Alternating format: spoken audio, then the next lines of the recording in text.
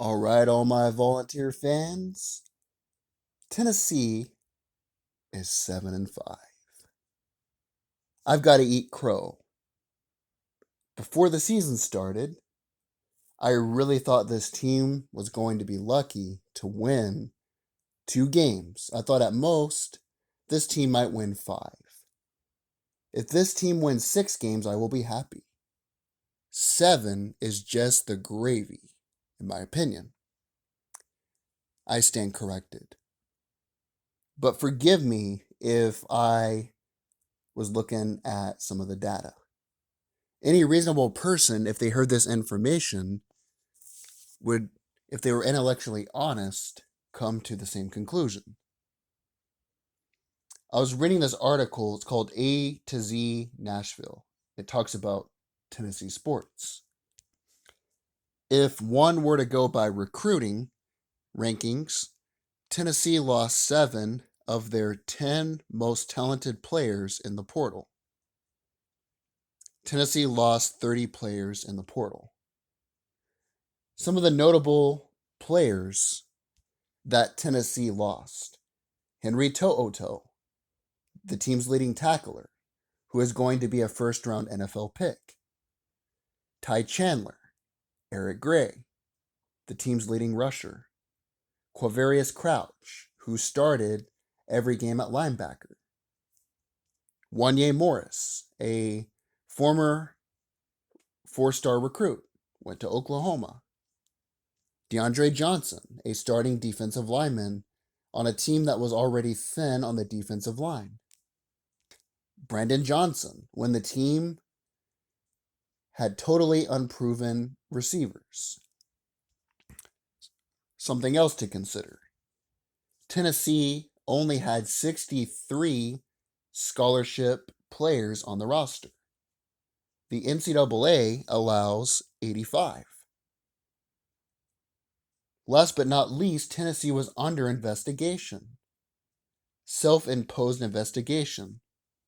Even if this team happened, and this is what I was thinking before the season started, even if this team happens to win 6 games, luckily, by sheer luck, they still won't play in a bowl. What's the point of playing? Why do you let players that took money like Eric Gray, well, allegedly took money, like Eric Gray and Wanye Morris, get out scot-free? But players like Alante Taylor and Matthew Butler, who actually stayed, you punish them. And you punish Heupel, who wasn't even there during all of that. It was really perplexing. But of course I was wrong. Tennessee, despite all of that, goes 7-5. What you've got to look at is, how did Tennessee play against teams that were comparable? Missouri and South Carolina got blown out of the water against Tennessee. Tennessee annihilated Missouri and South Carolina. They obliterated them. I could honestly say the only game that I was disappointed in was the Florida game. In the Pittsburgh game, not only do you start Milton, who can't play, no offense, but you also have injuries to Evans, injuries to Cade Mays. You have multiple injuries. You have a record amount of penalties for the team. You also have 3 turnovers. Despite all of that, playing against Pittsburgh, who has an NFL quarterback in Kenny Pickett, a dark horse Heisman candidate, Pittsburgh is playing for the ACC title this coming Saturday. Despite all of that, Tennessee is in the game with a chance to win with less than 2 minutes left. I was at the game. Not really mad at that loss. They played hard. They competed. They just lost. The Florida game, of course, is inexcusable. There's something psychological between Tennessee and Florida. There have been multiple years where Tennessee had Joshua Dobbs, Cameron Sutton, Alvin Kamara, Marquez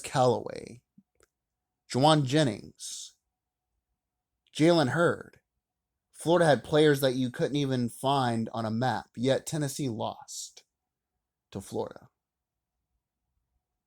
When Florida had John Brantley, Jacoby Brissett, quarterback Del Rio, quarterback Appleby, something like Appleby or Appleton or something like that. I mean, these quarterbacks were so obscure, I can't even remember their names. The loss to Ole Miss, Tennessee had a chance to beat Ole Miss, who won 10 games. Ole Miss is playing in a New Year's Six Bowl. Tennessee lost by less than 7 points. Not a bad loss. Tennessee was in the Alabama game up until the fourth quarter.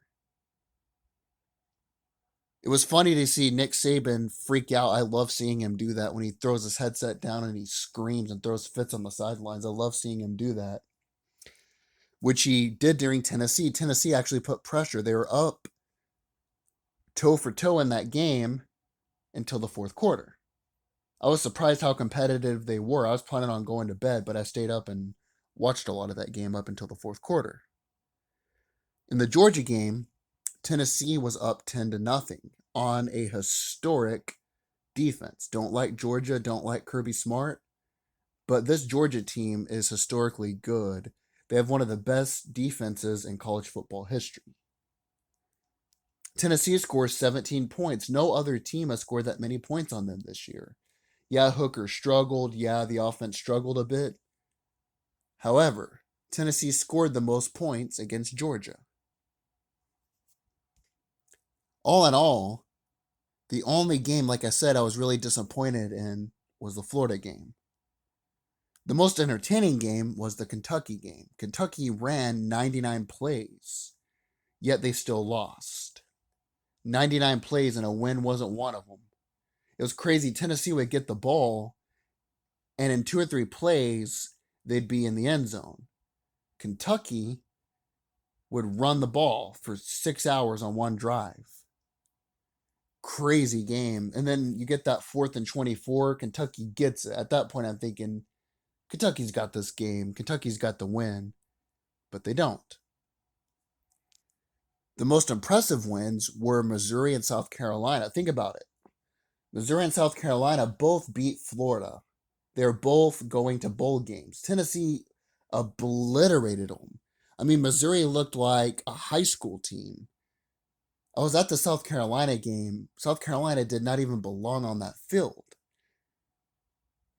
Both those teams are comparable to where Tennessee's at right now. Tennessee blew them out of the water.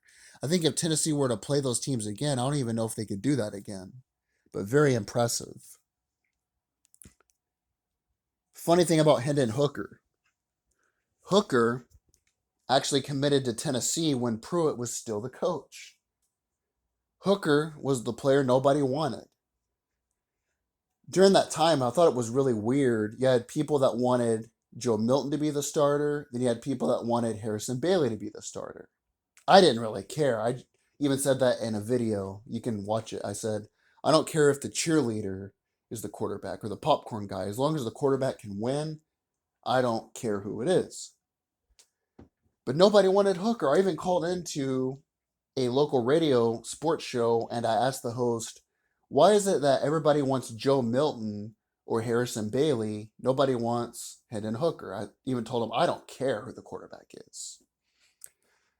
Nobody wanted him. It was crazy. But then, of course, when he came into the Pittsburgh game, he showed some elusive movements and things like that. He's been the starter ever since. Josh Heupel has done an excellent job in year one,